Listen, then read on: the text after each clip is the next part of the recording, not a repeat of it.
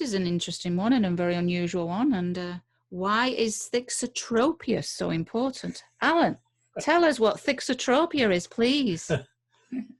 Yeah, Thixotropia, this is a fascinating thing. Okay, Thixotropia is a property of a substance which is composed of solids suspended in a fluid. Now, they're also known as non-Newtonian liquids, right? Now, Jargon. in a non-Newtonian liquid, if it's under gentle sustained pressure, it acts like a fluid. Mm-hmm. But when it's under no or strong pressure, it acts like a solid. So if those things apply, then that substance is said to be thixotropic. So think of something like non-drip paint, or wet sand at the seashore, or my favourite, custard. Yes, custard. We've got to get custard in somehow. So what's that got to do with bodies? Well, bodies are essentially made up of colloidal suspensions. A colloid, if you remember, is composed of particles of a solid substance suspended in a fluid. It's a non-Newtonian liquid again. Now, John Hurley, when he was talking about this technique in the early days, he was very interested in the colloidal nature of bodies. He had this thing about colloids.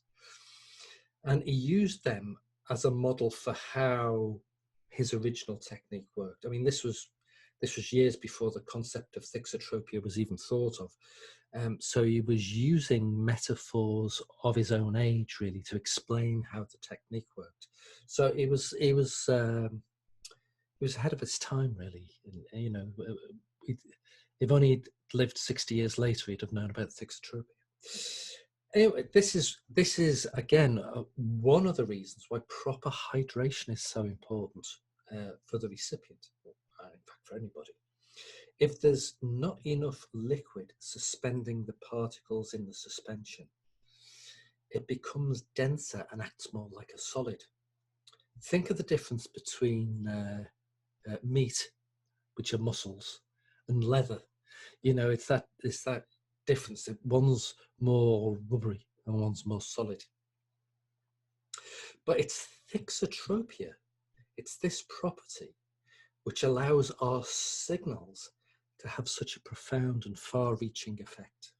See, if we're gentle enough with them, then the tissue acts like a fluid, and the kinetic energy of the signal and its information is disseminated through the tissues, and it reaches its destination. If we're too firm with the signal, then the tissue stiffens and the effects are contained locally.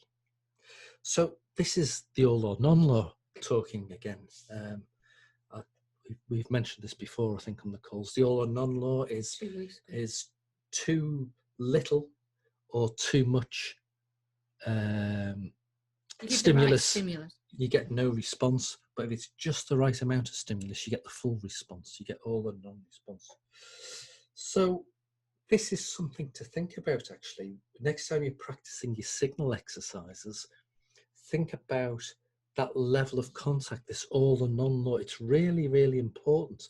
And as you're doing the exercises, see how far you can feel the effects of those exercises throughout your own body. So let's say you're practicing the shoulder signal on your forearm. Now, can you feel that in your upper arm? Can you feel it across your shoulder? Can you feel it in your lower back? That's a tough one. But actually, if you get the signal right, the level of contact right, that energy will dissipate throughout the body. Often when we're doing an alignment, we'll see that as we're doing a signal somewhere on the back, the recipient's heels are moving, their head's moving, the whole body is moving because we've got the right level of contact. So that's why thixotropia is so important. It's why the signals actually work. I think Lamar used to just think of it as being like a bag of cytoplasm, you know, in each cell. In the centre, there's the jelly-like substance, the Thixotropia substance, which is cytoplasm. And if you get your signals right, the whole body just is like one big cytoplasmic wibble wobble jelly on a plate. Yeah, and it's traveling from one cell to another, from one tissue to another, like Alan was saying. Whereas if you're going in too heavy, it will just be that, just localized instead of the signal gets global. It? Yeah, it gets dampened. Yeah. No, that's interesting. Yeah. Do you need to add anything else? No, I don't think I need to add anything else because it's. Oh. It's custard. In fact, on the TV here in the UK, on kids' TV a few years ago, this popular guy was walking on a swimming pool. They filled it with swimming pool with custard. Swimming pool with custard, and they could run across it. They could run across it. But if they stood still, they sank. Yeah, it is like sinking sand. Yeah. Anyhow. So anyway, that's why custard is so important. Yeah. So there we are. We'll leave you with custard.